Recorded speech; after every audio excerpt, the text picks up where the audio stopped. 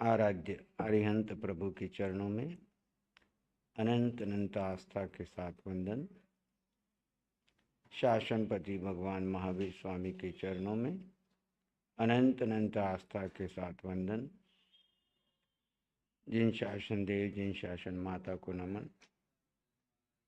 आत्मज्ञानी सद्गुरुदेव युग प्रधान आचार्य भगवंत के चरणों में अनंत अनंत आस्था के साथ वंदन।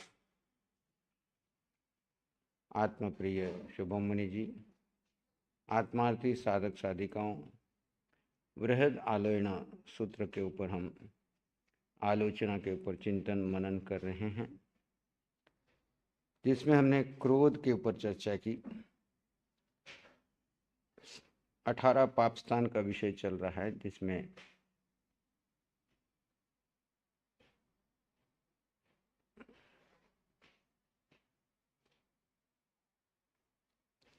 क्रोध, मान, माया, लोभ, राग, द्वेष, कलह, अभ्याख्यान, पैशून्य, पर परिवाद, रति अरति। क्रोध के बारे में हमने देखा था, क्रोध क्या है। क्रोध एक शक्ति है जो विभाव स्थिति में उत्पन्न होती है। विभाव में उपयोग करते हैं तो कर्म बंधन का कारण है, स्वभाव में उपयोग करते हैं तो वो एक शस्त्र के रूप में हमारे जड़ शरीर की सुरक्षा करता है। लेकिन वास्तव में ये क्रोध, मान, माया, लोभ सब देह से जुड़े हुए हैं। जब हम अपने आप को देह मान लेते हैं तो देह की इच्छा के अनुसार जहाँ कार्य होता है तब तक तो वह सहज रहता है, लेकिन देह की इच्छा के विपरीत जहाँ भी कोई कार्य होता है वहाँ पर ये विभाव, विकारी भाव आत्मा की शक्ति प्राप्त करके शक्तिमान हो जाते हैं, और उस समय में जो कर्म के बंधन होते हैं वे सभी आत्मा के साथ लग जाते हैं। घटनाएं, परिस्थितियां सब छूट जाती है, लेकिन वो कर्म हमारे साथ चलते हैं। तो वो विभाव दशा में बंधे हुए क्रोध, और ऐसे ही है मान।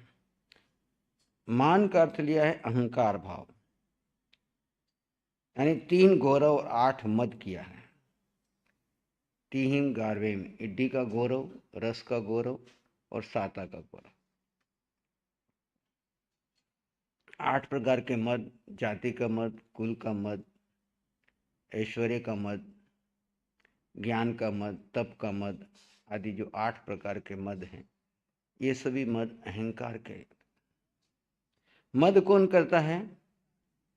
जो प्रमाद में होता है, परम उत्कृष्ट रूप से मत वाला हो जाना, इसको हम प्रमत्त कहते हैं।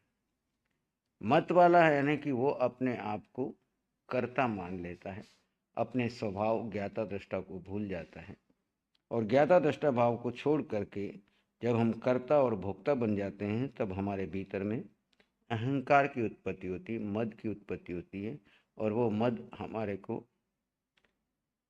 विभाव स्थिति में ले जा करके कर्म बंधन का कारण बनता है। अगर इसको हटाना है तो सरल उपाय है, जड़ और जीव का भेद करके आप अपने आप को जीव में आ जाइए। जैसे ही अहंकार आने लगे वहाँ पर आप जड़ जीव का भेद कर लीजिए, तो आप स्वभाव में आ जाएंगे, और स्वभाव में आकर के आप अपने अहंकार को फ्रैक्चर कर देंगे। अहंकार को तोड़ने का तरीका क्या है?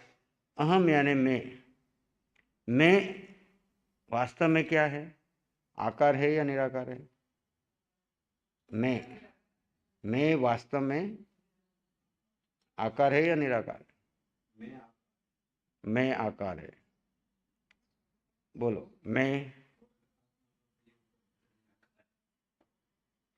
हूं कौन? पहले ये देखो, मैं आत्मा हूं या मैं देह हूं? मैं आत्मा हूं तो आत्मा का कोई आकार नहीं, और मैं देह हूं तो फिर देह का आकार है, मैं का कोई आकार नहीं। मैं देह हूं अगर मैं ये मानता हूं तो देह का आकार है, मैं जीव है उसका कोई आकार नहीं, मैं जीव निराकार हूं। तो निराकार का अगर हम ध्यान करेंगे, यानी मैं और आकार और निराकार दोनों का भेद कर देते हैं। तो जैसे ही मैं अपने आप को निराकार मान लेता हूँ, निराकार में आ जाता हूँ, तो मैं अपने स्वभाव में यानी ज्ञाता दृष्टा भाव में आ जाता हूँ। विभाव जो है आकार का है, कर्ता भाव का है। मान विभाव की स्थिति में आता है।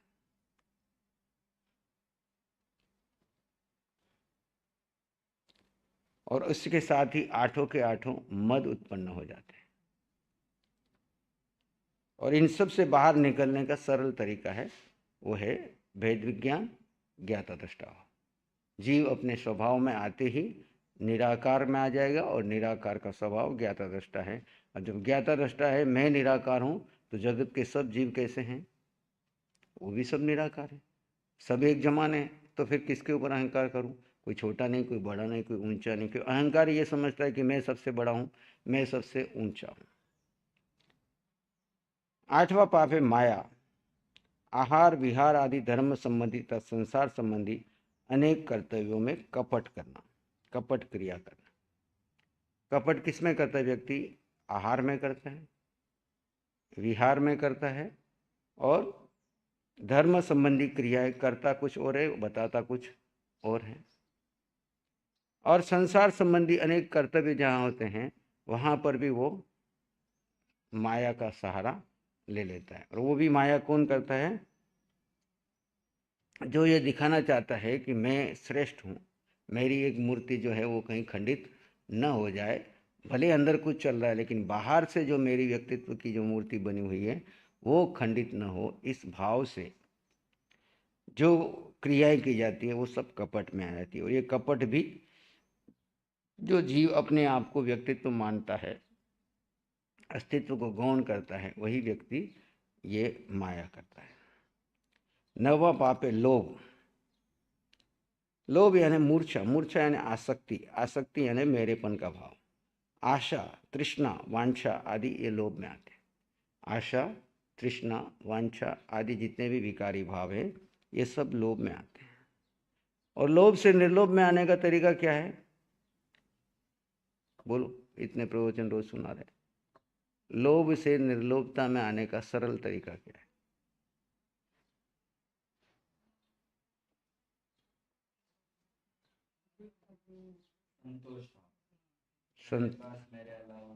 संतोष भाव। मेरे पास मेरे अलावा मेरा कुछ नहीं है, जिसका ये अनुभव है वो निर्लोभी है। यहाँ संतोष का अर्थ मेरे पास मेरे अलावा मेरा कुछ नहीं, मेरा कोई नहीं, इस ज्ञान में जो जीव जीता है वो समृद्ध है, संपन्न है, परिपूर्ण है। मुझे कुछ चाहिए ही नहीं, मैं समृद्ध हूँ, संपन्न हूँ, तो फिर मैं क्यों याचक बनूं? लोभ किसका है? पुद्गल का है या जीव का है? पुद्गल का है लोभ। और जीव को जब ये भान हो जाता है कि मेरे किसी एक पुद्गल पर भी अधिकार नहीं है, एक पुद्गल पर का भी मेरा अस्तित्व के उसके साथ कोई संबंध नहीं है, तो फिर मैं इस पुद्गल को लेकर के क्यों विभाव में जाऊँ, क्यों कर्म का उपार्जन करूं, क्यों इसकी चिंता करूं, क्यों इसका मैं चिंतन करूं? क्योंकि मैंने किसी पर पुद्गल को या किसी अन्य जीव को अपना मान लिया। मान लेने मात्र से क्या होता है? वास्तव में तो वो है नहीं। वास्तव में हर जीव का अपना अस्तित्व है। वास्तव में हर जीव का अपना अस्तित्व है, और हर पुद्गल का अपना अस्तित्व है। आपने अधिकार मान लिया तो क्या हो? पुद्गल तो अपने स्वभाव से परिवर्तनशील हो रहा है। वो आपके मानने और नहीं मानने से रुकता नहीं, वो अपने स्वभाव से परिवर्तनशील चल रहा है। इसलिए लोभ को जीतने का सरल तरीका है आत्म साक्षात्कार। मैं कौन हूँ जिसने ये जान लिया। मैं और जीव की कोई इच्छा ही नहीं, जीव को कुछ चाहिए नहीं, क्योंकि जब आपको समृद्धि का एहसास हो गया, संपन्नता का एहसास हो गया, और किसी जीव किसी पुद्गल की मुझे आवश्यकता ही नहीं है, तो फिर मैं किसका लोभ करूं, किसकी इच्छा करके विवाह स्थिति में जाऊं? तो ये लोभ इसको जीतने का सरल उपाय एक ही है, वो है आत्म साक्षात्कार, आत्मबोध, और सिर्फ बोलना नहीं, उसमें जीना। प्रैक्टिकली जब आप उसमें जीते हो तो जिसको कुछ नहीं चाहिए वो भारत में शहंशाह है, और जिसको कुछ चाहिए वो याचक है। हम याचक क्यों बने? जब भगवान ने हमको समृद्ध बनाया, संपन्न बनाया, और ये संसार पूरा व्यवस्थित चल रहा है। जगत में हर जीव अपना कर्म लेकर के आया, चाहे वो नाली का कीड़ा है, चाहे वो कोई अन्य जीव है, या चाहे कोई मनुष्य है। सब अपने कर्म सिद्धांत के अनुसार अपनी गति कर रहे हैं। आपके और मेरे करने से उसको कुछ नहीं होता। ये भ्रम है, मैं करता हूँ, मैंने ये कर दिया, मैंने ये कर दिया, मैंने ये कर दिया, मैं ये कर रहा हूँ। हम किसी के लिए कुछ कर ही नहीं सकते, क्योंकि करना हमारा स्वभाव ही नहीं है। हमारा स्वभाव है मात्र ज्ञाता दृष्टा। जिसका उदय कर्म आएगा उसके लिए कोई ना कोई निमित्त बन जाएगा। जिसका उपादान तैयार होगा उसके लिए निमित्त भी तैयार होगा। अगर आपका उपादान तैयार नहीं है तो निमित्त कुछ नहीं कर सकता, आया और खाली चला जाएगा। अगर आपका उपादान तैयार है तो कोई न कोई निमित्त बन जाएगा और वो आपका कार्य सिद्ध हो जाएगा। तो छठा, सातवां, आठवां, नौवां, क्रोध, मान, माया, लोभ, ये चारों के चारों विभाव स्थिति के विकारी भाव। स्वभाव में आते ही ये सारे चले जाएंगे। जैसे प्रकाश आते ही अंधकार जाता है, ऐसे ही स्वभाव आते ही ये चारों विकार टिक नहीं पाते। और 10वां पाप है, कौन सा है? फेरो 18 पाप को, राग। 18 पाप में 10वां पाप है राग। राग यानी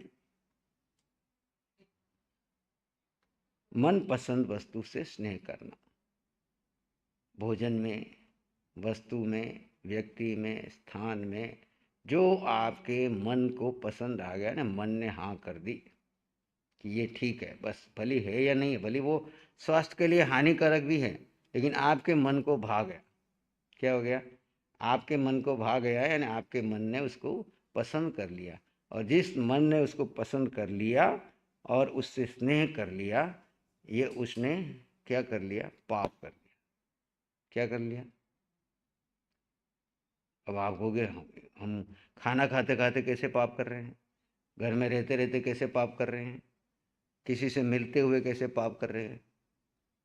ऐसी कोई क्रिया नहीं की पाप की, किसी को तकलीफ नहीं दी, हम तो उसके साथ संबंध बना रहे हैं, बहुत ही अच्छी तरह से उसके साथ ट्रीट कर रहे हैं और उसके साथ अटैचमेंट पैदा कर रहे हैं, उसको प्रसन्न कर रहे हैं, खुद भी प्रसन्न हो रहे हैं। लेकिन जितनी देर हम वहाँ पे रागात्मक भाव में हैं और उसे मन को उस राग में लगा दिया है, तो परमात्मा कहते हैं आप उस समय 10वां पाप कर रहे हो। मनपसंद वस्तु, व्यक्ति, स्थान से स्नेह करना, आसक्ति करना, यही कौन से में बदलता है? स्नेह। आगे जाके ये कौन सा कर्म बन जाता है 10वां पाप? मोहनीय कर्म। यही राग किस में बदलता है? आज तो सहज भाव में बड़ा अच्छा लगा और रोचकता के साथ उसको देखा, समझा, भोग किया, बार बार, एक बार, दो बार, 3 बार, और धीरे धीरे वो संस्कार परिपक्व हो गया और वो किस में बदल गया? मोह में बदल गया। और वही मोह हमारा सबसे बड़ा मित्र है या शत्रु है? बोलो बाबा जी। शत्रु है। और हम राग करते समय उसको शत्रु मानते हैं क्या? जड़ कहाँ से है? मन पसंद में, स्नेह में स्नेह कर लेना, उसको अपना मान लेना। चाहे वो वस्तु है, चाहे खाने की वस्तु है, चाहे वो स्थान है, चाहे वो क्षेत्र है, चाहे कोई वो अन्य व्यक्ति है, चाहे कोई व्यक्ति रिश्तेदार है, चाहे कोई आपका सेवक ही है जो आपकी हाँ में हाँ मिलाता है, आपके साथ हाजिरी बजाता है, ओके यस मैन करता है, आपको लगता है इसके जैसा कोई बंदा, आप उसके साथ राग कर लेते हो। और जब वो चला जाता है तो वो तो अपनी यात्रा में निकल जाता है। कोई वस्तु आपके साथ रुकती है क्या? आपको राग में फंसा करके वस्तु चली जाती है, व्यक्ति चला जाता है, स्थान चला जाता है। और जब नहीं मिलती है वो वस्तु, वो व्यक्ति, वो स्थान, तो तकलीफ किसको होती है?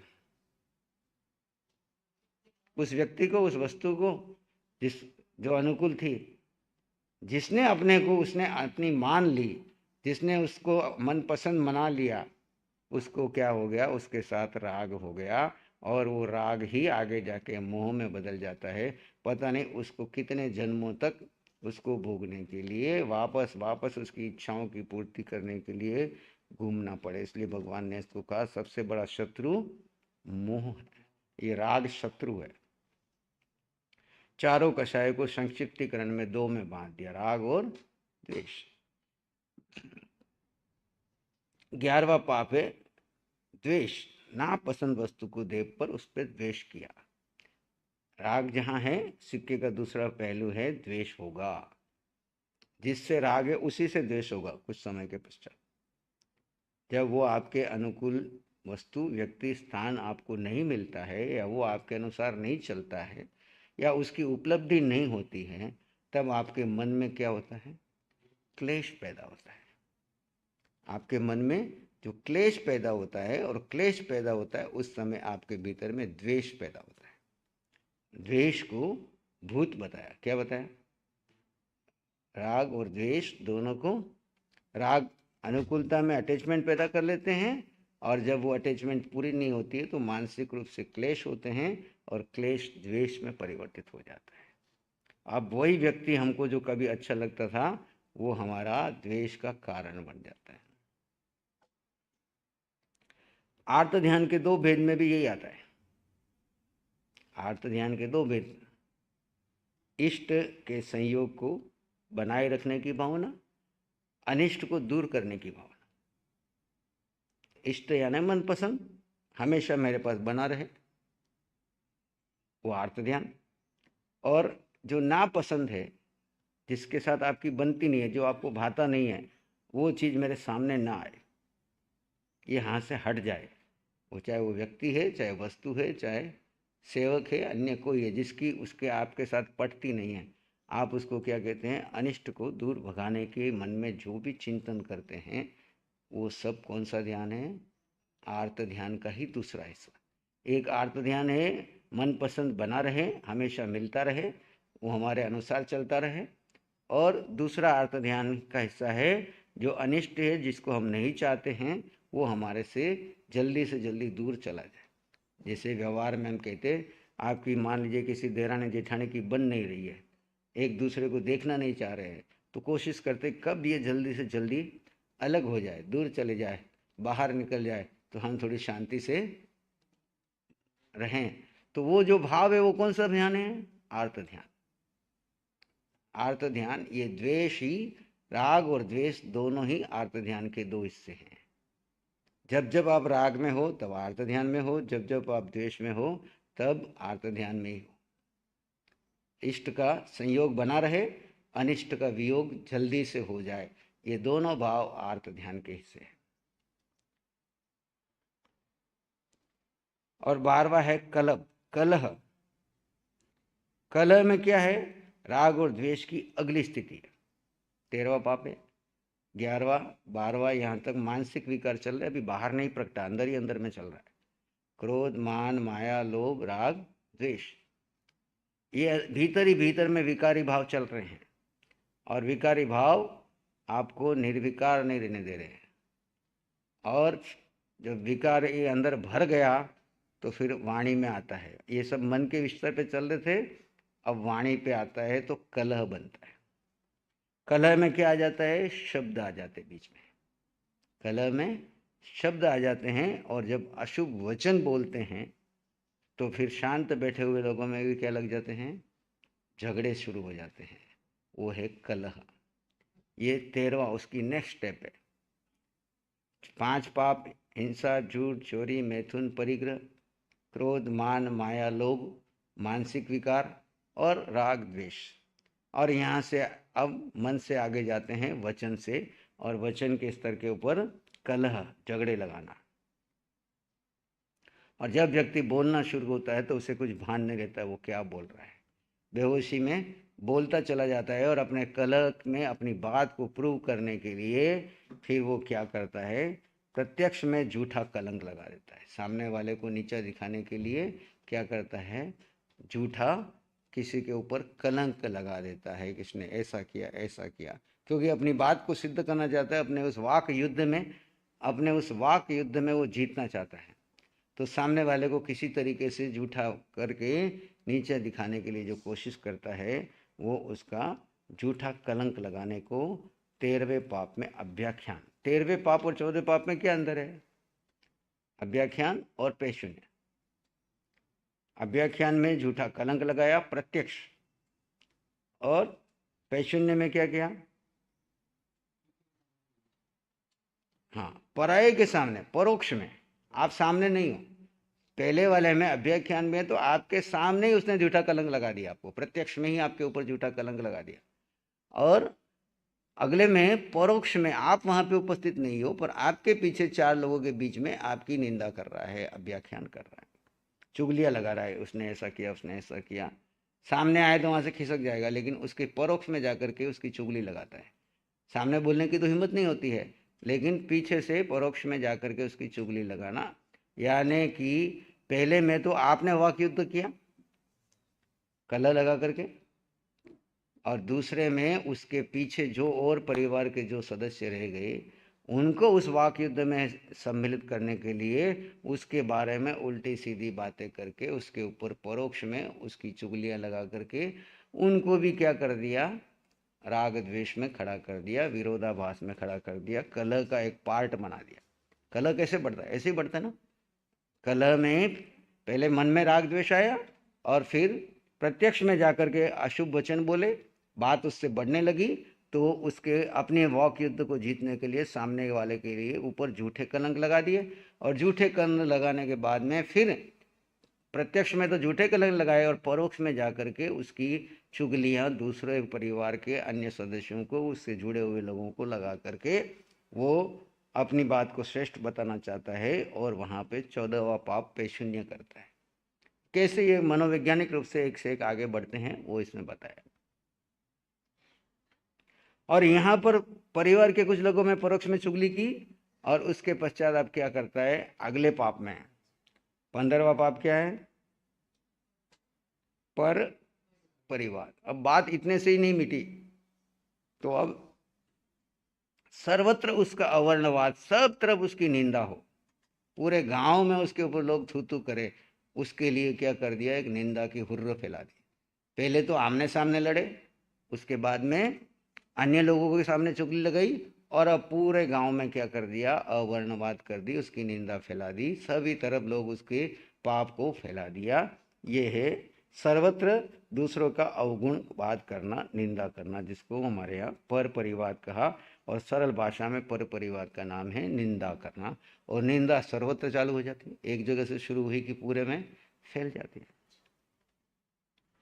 16वां पाप है रति अरति। रति अरति।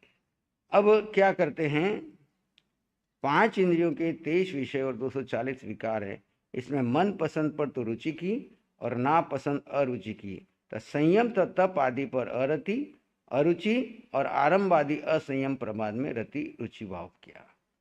यानी ये रति और अरति कर्म बंधन कैसे होते हैं? जब जीव अपने आप को छोड़ करके विभाव में चला जाता है। विभाव क्या है? कि मैं देह हूँ, और जब मैं देह हूँ, ये विभाव में आने के ऊपर वह इस 5 इंद्रियों के 23 विषयों में सुख मानता है। मान्यता विपरीत हो गई, मिथ्यात्व में चला गया। सुख किस में मान रहा है? 5 इंद्रियों के 23 विषयों में जो उसको पसंद है उनको रुचिकर में तो सुख मानता है, और अरुचिकर में दुख मानता है। तो रुचिकर में रति करना, रुचि हो गई, और ना पसंद है उसमें अरुचि, रति अरति। ठीक है। मिथ्यात्व में जाकर के जो विषय विकार है, जो उसके रुचिकर है, उनमें तो रति करता है, और जो अरुचिकर है, जो उसको नहीं भाते, जो नहीं पसंद है, जो उनमें अरुचि करता है। यहाँ पर मिथ्यात्व में जाकर के वो कर्म बंधन करता है। दूसरी तरफ मान लीजिए आप धर्म ध्यान में आ गए हो, तो संयम की, जिसमें 5 इंद्रियां, 23 विषय और मन बुद्धि इंद्रियों के ऊपर संयम जिससे होता है, उसमें तो अरुचि करता है। संयम के साधनों में तो अरुचि करता है, और असंयम के साधनों में क्या करता है? रुचि करता है। वो भी मिथ्यात्व में चला गया, क्योंकि पाप कर्म कर रहा है, विपरीत दिशा में जा रहा है। तो ये है 16वां पाप, रति अरति। यहां पर से मिथ्यात्व शुरू हो गया। वहां 15वें पाप तक तो मानसिक विकार बाहर निकले, कलह, अभ्याख्यान, पैशून्य और पर परिवाद में वचन का विषय था। अब आ गया ये काया का विषय। रुचि और रुचि में मन भी है, और साथ में काया में जो हम काया से और साथ में मिथ्यात्व जोड़ने से जो रति और अरति, संयम में भी अरति करते हैं, और विषय भोगों को भोगने में भी, जो विषय भोग है उनमें तो रुचि कर रहे हैं भोगने में और उनमें सुख मान रहे हैं, फिर जब सुख नहीं मिलता है तो वो दुखी होता है।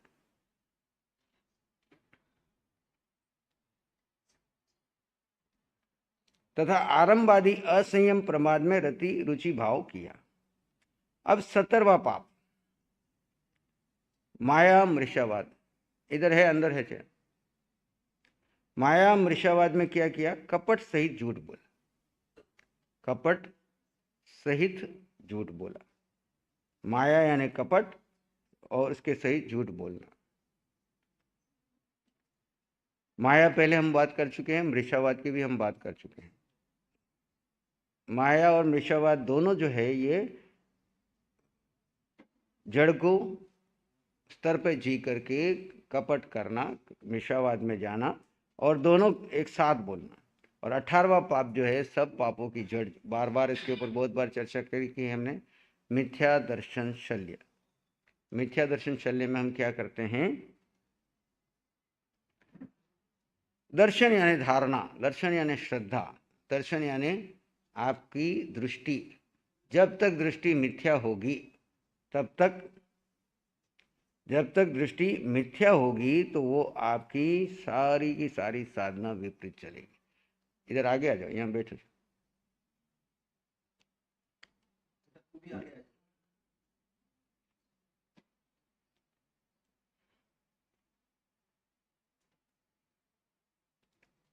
मिथ्या दर्शन शैली 18 पापों में से सबसे बड़ा पाप बताया।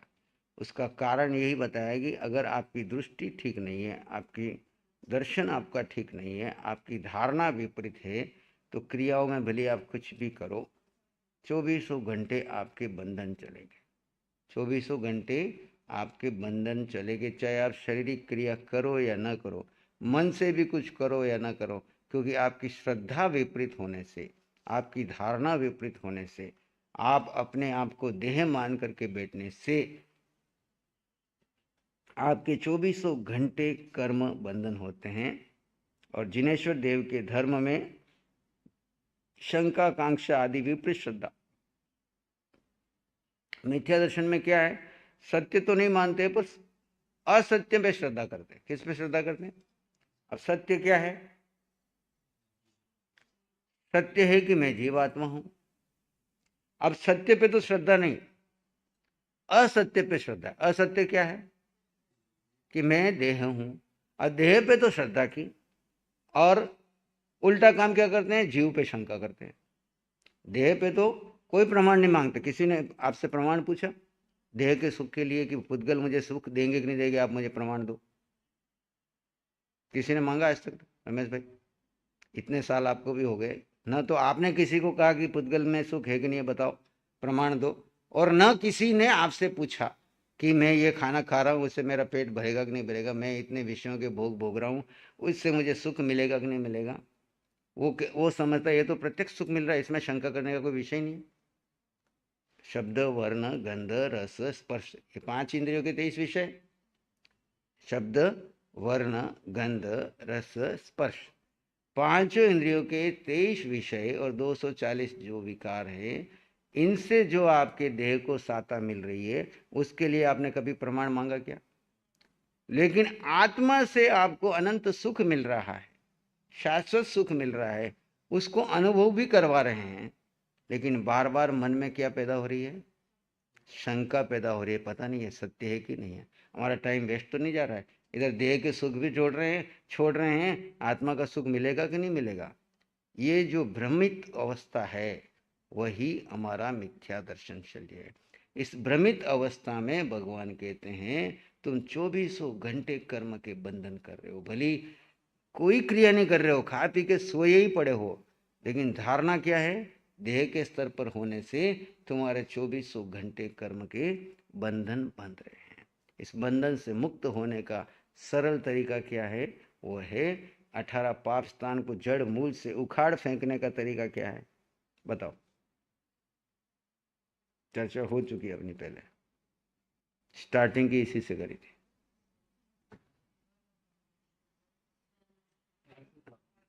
मैं शुद्ध आत्मा हूं, इसके प्रति अगर हमारी श्रद्धा परिपक्व हो जाए, पहले तो ये बोध हो जाए, ये भेद हो जाए कि देह और जीव दोनों भिन्न हैं और मैं कौन हूं, मैं शुद्ध आत्मा हूं, मैं जीव हूं और जीव के ऊपर मुझे जरा भी संशय नहीं,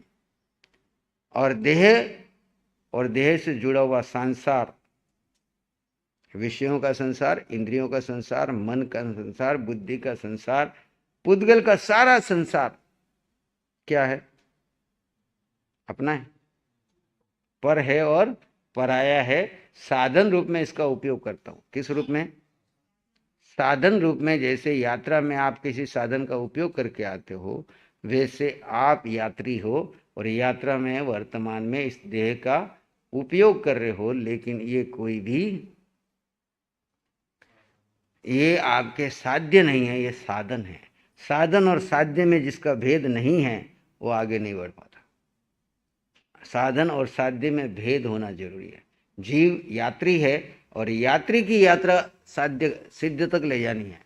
यात्री की यात्रा कहाँ तक जाएगी, सिद्धशिला तक। और यात्री रास्ते में सुखी रहना चाहता है कि मंजिल पे जाके सुखी रहना चाहता है। आप यहाँ से कहीं यात्रा करने जाते हो, उदयपुर जा रहे हो कि दिल्ली जा रहे हो कि कहीं पर भी जा रहे हो, मुंबई जा रहे हो, है ना, रास्ते में पूरे रास्ते सुखी रहना चाहते हो, खाली मंजिल पे पहुंच के सुखी होना चाहते हो। मंजिल पे पहुंच के रास्ते भले कैसे भी बीते, चलेगा। गाड़ी में बिठा दिया, 5 लोगों की कैपेसिटी 8 भर दी है और यहाँ से मुंबई तक जाना है, वो भी सब मनीषा जैसे, तो तो क्या हाल होगा रास्ते में परेशान हो जाओगे। 5 की जगह 8 बैठ गए। लेकिन अगर रास्ते में भी पूरे आनंद में हो, शांति में हो, सुख में हो, और मंजिल पे पहुंच के भी आनंद में हो, शांति में हो, सुख में हो, भगवान महावीर का जो मार्ग है, पूरे मार्ग में आनंद है, शांति है, सुख है, समृद्धि है, और मंजिल के पहुंचने के बाद परमानेंट शांति है, सुख है। बाकी सभी रास्ते के अंदर में टेम्परेरी है। एक मार्ग कहता है दुख है, दुख का कारण है, दुख का उपाय है, दुख से मुक्ति है। एक मार्ग कहता है तुम आत्मा हो, अनंत ज्ञान, अनंत दर्शन, अनंत सुख, अनंत शक्ति से संपन्न हो, परिपूर्ण हो। तुम याचक नहीं हो, तुम परिपूर्ण हो, तुम्हें कुछ चाहिए नहीं। तुम याचक नहीं हो, तुम परिपूर्ण हो, संपन्न हो, समृद्ध हो, तुम्हें कुछ चाहिए नहीं, और तुम्हारे पास जो है वो सब बांटते जाओ पूरे रास्ते में। एक के सामने क्या घूम रहा है, दुख दुख दुख दुख। एक के सामने क्या घूम रहा है, सुख सुख सुख। जो विजुअलाइज करोगे वो तुम्हारे जीवन में प्रकटेगा। सुख अभी है, वर्तमान में है। ऐसा नहीं है कि मोक्ष में जाएंगे तो सुख मिलेगा। सुख इसी समय है, बस आवश्यकता है शुरुआत श्रद्धा से करने की। किससे करने की, शुरुआत श्रद्धा से करनी, पॉजिटिविटी से करनी, और वर्तमान में ही सुख का अनुभव करना। देह को मेंटेन करने के लिए कोई मना नहीं कर रहा है, देह को दुखी करने के लिए नहीं कर रहे हैं। देह का उपयोग करना है। जीवन के 90 साल 100 साल जितने अभी आपको मिले हैं, 100 सालों की अंतिम सांस तक ये देह आपके कर्म काटने में सहयोग दे, उतनी इसको मेंटेन करो। अभी आपने ओवर ईटिंग करके क्या कर रखा है, इसको ओवर विश्राम देके क्या कर रखा है, सम्यक आहार नहीं, सम्यक विहार नहीं, सम्यक निद्रा नहीं, सम्यक वाचा नहीं।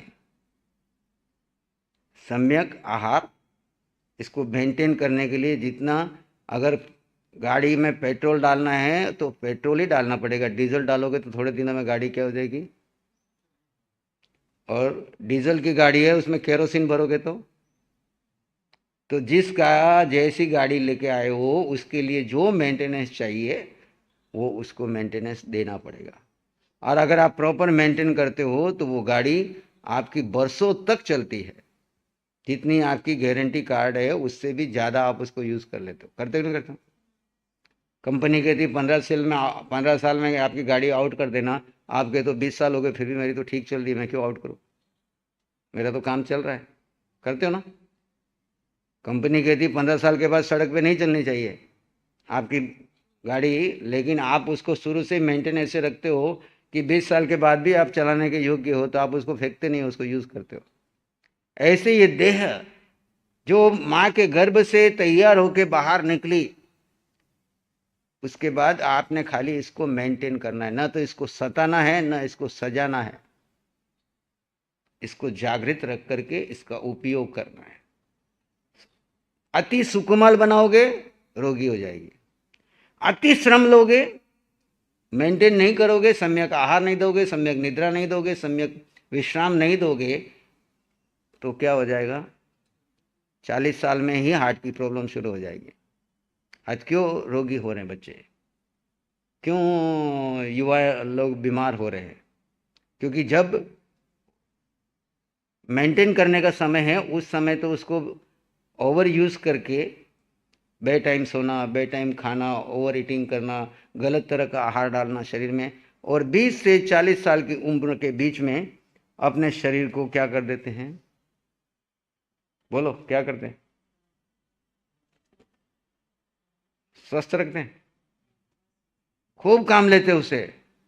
अगर उसकी काम करने की क्षमता 12 घंटे है तो उससे काम ले रहे 18 घंटे, सिर्फ शरीर से नहीं मन से भी।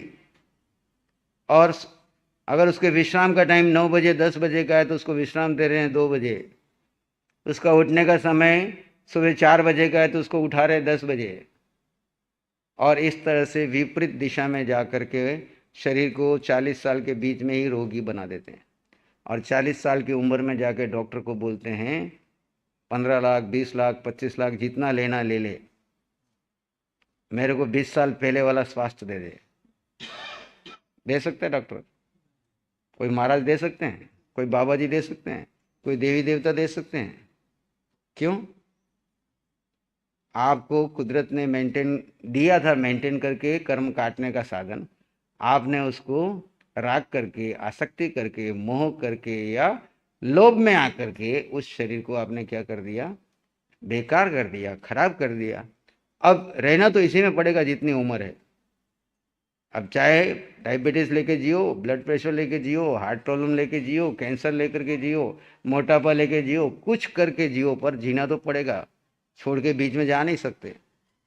तो अच्छा है पहले से ही क्या करो, सम्यक। ये कितनी उम्र में आपको शुरू हो जाना ही है? 12-13 साल की उम्र से ही आपको ये सब अकल आ जानी चाहिए। क्योंकि 12-13 साल के बाद आप दीवाने बन जाते थे, तब तक तो माँ बाप के कंट्रोल में रहते हो।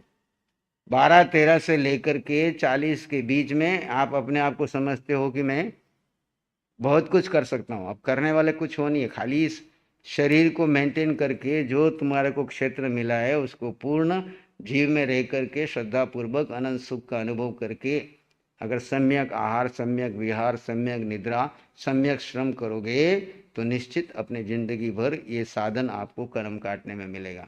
अन्यथा यही शरीर रोग बन करके आर्तरोध्यान का कारण बनेगा, जिससे आपको मोक्ष पाना था वो आपको कर्म बांधने का साधन बन जाएगा। क्या बन जाएगा? लिया किस लिए था? कर्म निर्जरा के लिए। बहुत कीमत चुकाई, मुफ्त में कुछ भी चीज़ नहीं मिली है। हम समझते हैं ये शरीर हमको मानव का जीवन मुफ्त में मिल गया। अगर आपको कोई ज्ञानी पुरुष से दृष्टि मिल जाए और भूतकाल आप देखो तो यहाँ तक आने में आपने कितनी बड़ी कीमत चुकाई है, कितनी पुण्य की कतारें लगी है, तब जाकर के आप यहाँ पहुँचे हो। कोई व्यक्ति बहुत दूर से आया है और यहाँ पे भगवान के दर्शन करने के लिए आया है और उसको 10 मिनट भी मिल रहे हैं तो वो 10 मिनट का भी कितना पूरा पूरा उपयोग करता है।